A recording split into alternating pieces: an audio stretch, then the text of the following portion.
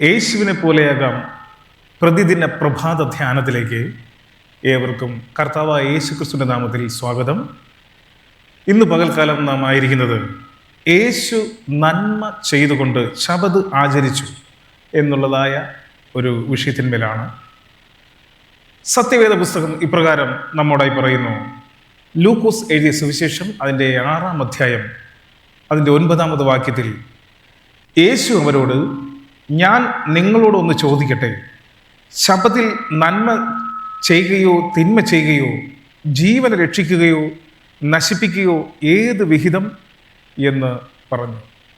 പ്രിയരെ, രോഗികളായിരുന്നവർക്കും വൃദ്ധരായിരുന്നവർക്കും ശുശ്രൂഷ ചെയ്യുന്നതിനും സംഘർഷം നീക്കി ആശ്വാസം പകരുന്നതിന് വേണ്ടി കൂടിയായിരുന്നു കർത്താവായ യേശുക്രിസ്തു ശബത് ദിവസത്തിൽ ശ്രദ്ധ ചെലുത്തിയിരുന്നത്.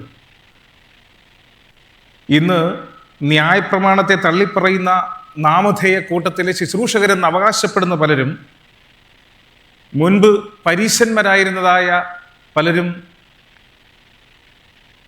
ന്യായപ്രമാണത്തെ കുറ്റപ്പെടുത്തി തള്ളിപ്പറയുന്നതായ അവസ്ഥയിൽ അവർ ശബദിനെയും അപ്രകാരം തന്നെ ചിത്രീകരിച്ചിരുന്നു എന്നുള്ളത് വാസ്തവം. പ്രിയരെ, ദൈവം സത്യവാൻ. രക്ഷകനെതിരെ ഇങ്ങനെ കുറ്റം ആരോപിക്കുന്ന ഓരോരുത്തരും കള്ളം പറയുന്നു എന്നുള്ളത് നാം തിരിച്ചറിയേണ്ടിയിരിക്കുന്നു. ഇവിടെ കർത്താവായ യേശുക്രിസ്തു തന്നെ ഇപ്രകാരം പറയുന്നു. തൻ്റെ കുറ്റം ആരോപിക്കുന്നവർക്കുള്ള മറുപടി എന്നുള്ള രീതിയിൽ കർത്താവായ യേശുക്രിസ്തു പറഞ്ഞു, അതുകൊണ്ട് ശബത്തിൽ നന്മ ചെയ്യുന്നത് വിഹിതം തന്നെ. ഈ നന്മ ചെയ്യുന്നതിൽ തീർച്ചയായിട്ടും നാം ഏവരും ശ്രദ്ധ ചെലുത്തേണ്ടതും ആകുന്നു. കർത്താവായ യേശുക്രിസ്തുവിനെ പലതരത്തിലും കുറ്റം വിധിക്കുന്ന തരത്തിൽ അന്നുള്ളവർ അങ്ങനെ ചെയ്തുവെങ്കിൽ, നിങ്ങളിൽ ആർ എന്നെ പാപത്തെക്കുറിച്ച് ബോധം വരുത്തുന്നു എന്ന് യോഹന്നാൻ എഴുതിയ സുവിശേഷത്തിലും 8-ാം അധ്യായത്തിൽ 46-ൽ അത് ചോദിക്കുകയാണ് ചെയ്യുന്നത്.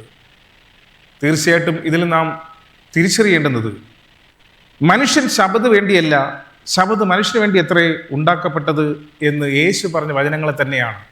മർക്കോസ് സുവിശേഷത്തിൽ അതിലെ 2-ാം അധ്യായം 27-ാമത് വാക്യത്തിൽ അത് അപ്രകാരം തന്നെ നമ്മെ ഓർമ്മിപ്പിക്കുകയാണ് ചെയ്യുന്നത്.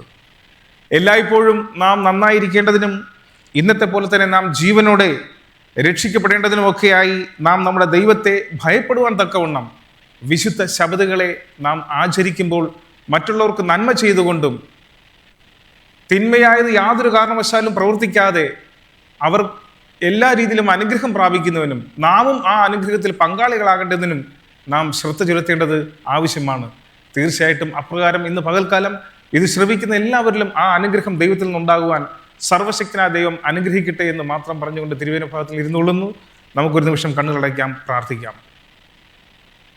വാഗ്ദത്തങ്ങളിൽ വിശ്വസ്തനും വാക്കുമാറാത്തവനും നല്ലവനുമായ ദൈവമേ, അനുഗ്രഹമേറിയതായി പ്രഭാതത്തിൽ ഈ കേട്ടതായ ദൂതുകളെ ശ്രവിച്ച ഓരോ വ്യക്തി ജീവിതങ്ങളും നിൻ്റെ കരങ്ങളിലേക്ക് തരുന്നു. ദൈവമേ, ഇന്ന് പകൽക്കാലം ഞങ്ങൾക്ക് അനുഗ്രഹിക്കപ്പെട്ടതായ ദിവസമായി തീരുവാൻ തക്കവണ്ണം സർവേശ്വരാതി മുഖാന്തരങ്ങൾ ഒരുക്കും. നിൻ്റെ കൃപയാൽ നീ ഞങ്ങളെ കാത്തുകൊള്ളും, പരിപാലിക്കും, വഴി നടത്തും. സകലതും കർത്താവെ ഞങ്ങളുടെ സന്നിധിയിൽ താഴ്ത്തി പരമേൽപ്പിക്കുമ്പോൾ കൃപയോടെ പ്രാർത്ഥന കേൾക്കണം. സ്വർഗീയ നല്ല പിതാവേ, ആമേൻ.